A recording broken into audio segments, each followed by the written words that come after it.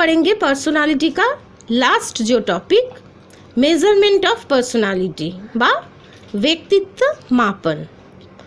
Psychologist ने व्यक्तित्व मापन पर विशेष जोर दिया।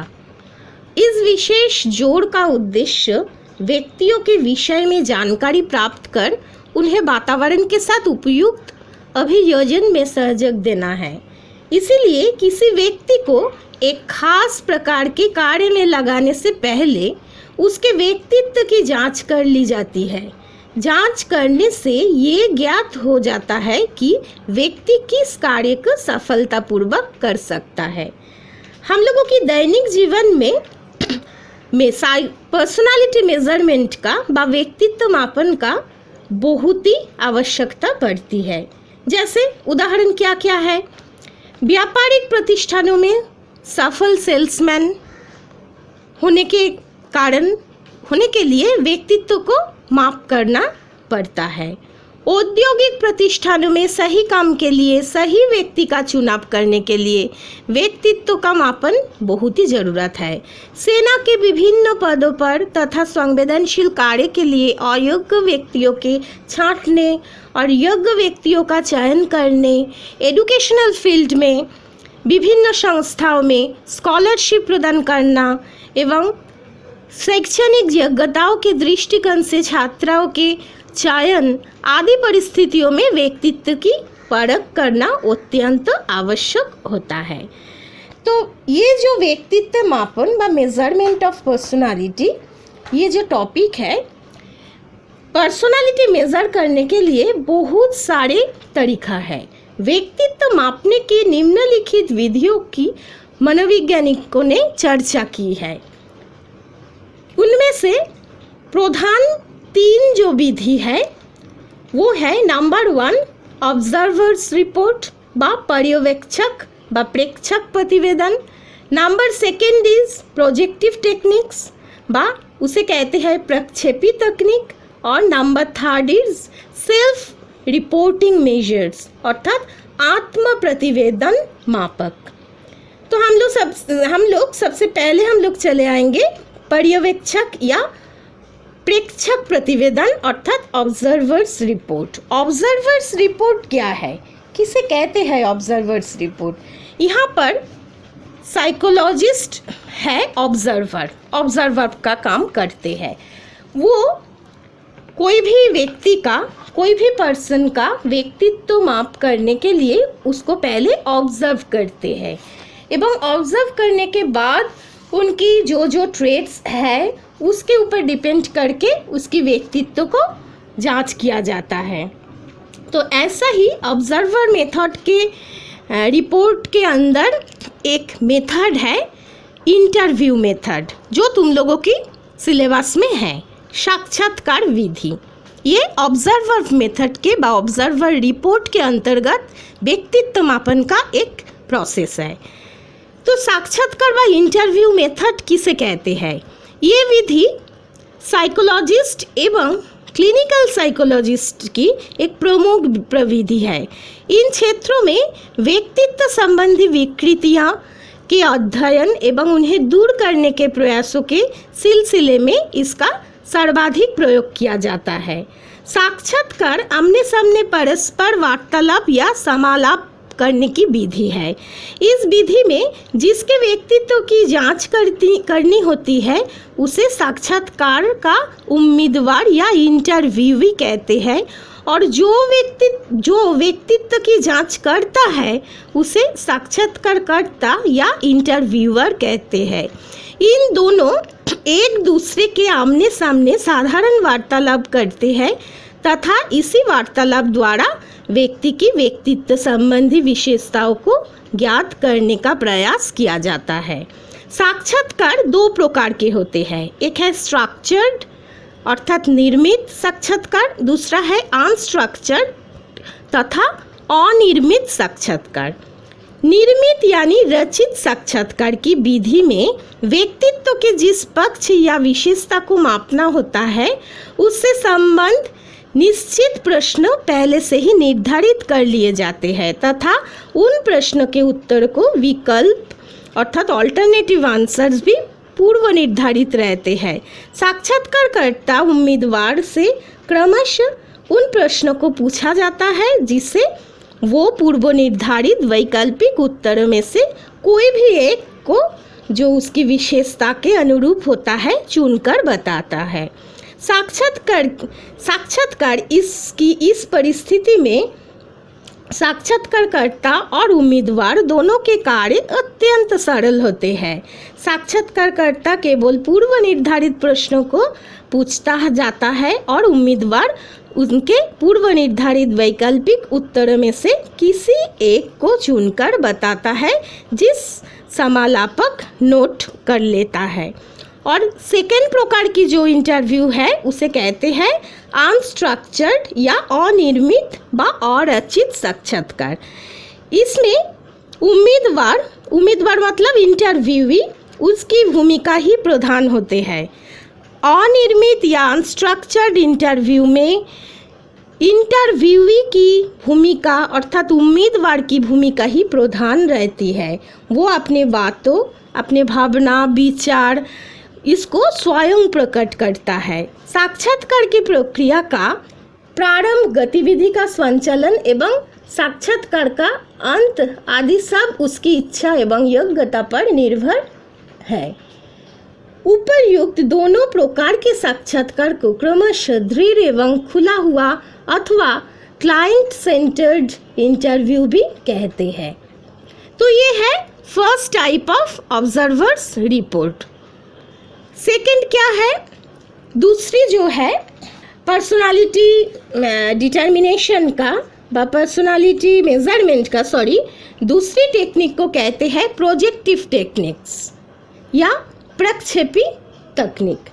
प्रोजेक्टिव टेक्निकों में तुम लोगों की सिलेबस में तीन प्रधान टेक्निक के बारे में, तीन प्रधान मेजरमेंट के बारे में हम लोग पढ़ेंगे। तो सबसे पहले हम लोग पढ़ेंगे व्हाट इज प्रोजेक्टिव टेक्निक्स, किसे कहते हैं?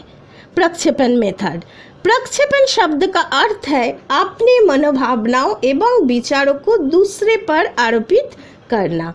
मनोविश्लेषणात्मक सिद्धांत के अध्ययन से पता चलता है कि व्यक्ति का व्यवहार अचेतन शक्तियों द्वारा भी प्रभावित होता है। सामाजिक, नैतिक एवं सांस्कृतिक मूल्य मापदंड के कारण व्यक्ति अपने अचेतन प्रेरणाओं की अभिव्यक्ति प्रत्यक्ष रूप से नहीं कर पाता है। इसलिए अचेतन मन का अध्ययन करने के लिए प्रक्षेपी परीक्षण विधि का प्रयोग किया जाता है, जो सबसे अधिक उपयुक्त तथा उपयोगी माने गए हैं।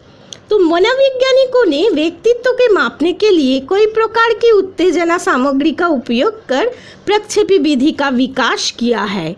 तो ये शॉर्ट नोट के लिए इम्पोर्टेंट है कि प्रक्षेपी विधि बा प्रोजेक्टिव मेथड में कुछ सामग्री बा टूल्स का ज़रूरत होता है, जो सामग्री का उपयोग करके ही प्रक्षेपी विधि का उपयोग किया जाता है। जैसे कुछ ऐसे तस्वीर को देखकर लघु कहानी लिखना। तस्वीर को देखकर हर व्यक्ति अपने अपने ढंग से कहानी लिखता है, क्योंकि अनजान में अपने अचेतन मन के कारण उस तस्वीर की उसी रूप में देखता है, जैसा कि वो अपनी देखी हुई इच्छाओं, भावनाओं के परिप्रेक्ष्य में देखना चाहता है। इस प्रकार उसके व्यक्तित्व का वो रूप सामने आ जाता है जो चेतन अवस्था में रहकर स्पष्ट करने में वो असमर्थ रहता है। तो ऐसे जो प्रोजेक्टिव मेथड है उसके अंतर्गत तीनों प्रकार की प्रोजेक्टिव मेथड जिसके द्वारा व्यक्तित्व का मापन किया जाता है, जो तुम लोगों की काउंसिल के सिलेबस में है, उनमें से सबसे पहले हम लोग पढ़ेंगे रोशार्क का शाही धब्बा परीक्षण व रोशार्क्स इन ब्लड टेस्ट, और शॉर्ट में उसे बोला जाता है RT। इस परीक्षण का विकास 1921 में हर्मन रोशार्क नामक एक मनोचिकित्सक ने किया है। इसे संक्षेप में RT कहा जाता है। इसमें ये जो RT है अर्थात रोशार्क्स इन ब्लड टेस्ट जो है, इसमें स्याही के धब्बे वाले असंरक्षित चित्रों के जो समरूपी मतलब सिमेट्रिकल स्वरूप के कार्ड होते हैं, इनमें से 5 कार्ड सफ़ेद और काले तथा 5 कार्ड रंगीन अर्थात कलर होते हैं और कार्ड का आकार 7 इंची इंटू 10 इंची वाला होती है। तो ये जो परीक्षा है इसका विधि कैसा है? परीक्षण का क्रियान्वयन प्राय 2 अवस्थाओं में किया जाता है। पहली अवस्था में इन अस्पष्ट 10 धब्बों को व्यक्ति के सामने क्रमशः व्यक्तिगत रूप से दिखाया जाता है। चित्रों को आंशिक और पूर्ण दोनों रूप में घुमा फिर कर दिखाया जाता है। चित्रों देखकर व्यक्ति को बतलाया होता है कि उसे क्या दिखाई दे रहा है। परीक्षार्थी जो भी कुछ बतलाते हैं उसे परीक्षक नोट कर लेते हैं। इस तरह 10 कार्डों पर परीक्षार्थी की अनुक्रिया मिल जाने पर दूसरी अवस्था पूछताछ की आरंभ होती है। पूछताछ की प्रक्रिया में कार्ड नंबर 1 से आरंभ कर बारी बारी से कार्डों पर परीक्षार्थी की प्रतिक्रिया को याद दिलाते हुए ही कि उसके इस प्रक्रिया को कार्ड से किस हिस्से में और कैसे दिखा है बताने का कहा जाता है। इस प्रकार प्रत्येक कार्ड पर परीक्षक प्रतिक्रिया को नोट करना और बाद में उसका अंकन अर्थात स्कोरिंग किया जाता है। इसके आधार पर व्यक्तित्व का पता चलता है। इस परीक्षण का उपयोग तथा व्याख्या के लिए पर्याप्त प्रशिक्षण अर्थात ट्रेनिंग का ज़रूरत होता है। सेकंड जो है प्रोजेक्टिव टेक्निक में उसे कहते हैं थीमेटिक एपर्सेप्शन टेस्ट, शॉर्ट में उसे कहते हैं TAT। फुल नाम है थीमेटिक एपर्सेप्शन टेस्ट। इसे मैरे एवं मॉर्गन इन दोनों साइकोलॉजिस्ट एक साथ मिलकर ये परीक्षण किए हैं, इसीलिए इसे कहते हैं मैरे एवं मॉर्गन का परीक्षण। व्यक्तित्व की माप के लिए इस परीक्षण का निर्माण हेनरी मैरे ने 1935 में किया है। इस परीक्षण में 30 कार्ड होते हैं जिसमें एक कार्ड सादा होता है। कुछ कार्ड का उपयोग पुरुषों में बालकों द्वारा और कुछ कार्ड का उपयोग स्त्रियों और कुछ कार्ड का लड़कियों के ऊपर प्रयोग किया जाता है। इनमें कुछ कार्ड संयुक्त रूप से इस्तेमाल किए जाते हैं। इनमें से 20 कार्ड हर परीक्षार्थी के लिए उपयुक्त होते हैं। वैसे 5 कार्ड का भी उपयोग सफलतापूर्वक किया जाता है। प्रत्येक कार्ड पर नंबर अंकित रहता है और तथा इनमें कुछ अस्पष्ट चित्र बने होते हैं। कार्ड को क्रमशः बारी से एक निश्चित समय के लिए परीक्षार्थी के सामने प्रस्तुत किया जाता है। अंत में सादा कार्ड दिखाया जाता है। प्रत्येक कार्ड को देखकर परीक्षार्थी को एक छोटी काल्पनिक कहानी लिखने को कहा जाता है। परीक्षार्थी को इस बात का निर्देश दिया जाता है कि वो कहानी में इस बात का उल्लेख करे कि वो किस परिस्थिति में आया है, अभी किस परिस्थिति में है तथा बाद में उसका क्या होगा।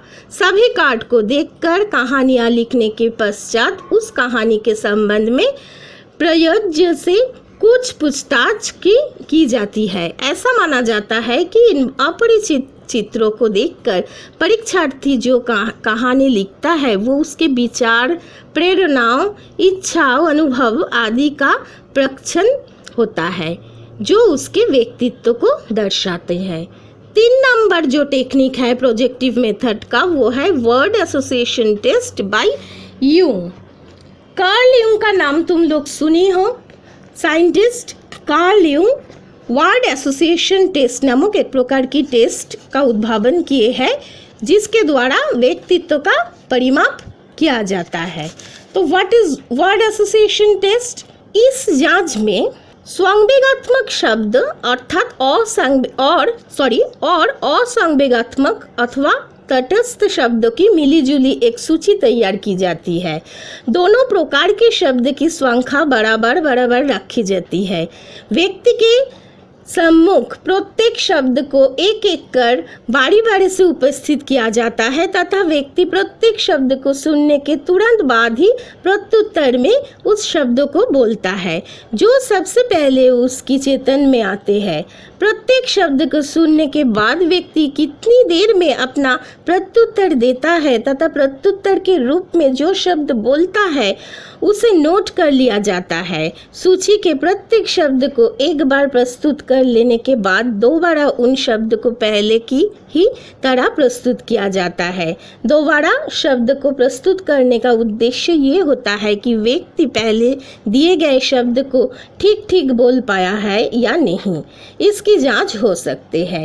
इस परीक्षण के द्वारा व्यक्ति की संवेगात्मक समस्याओं को समझाने से हेतु प्रयोग किया जाता है।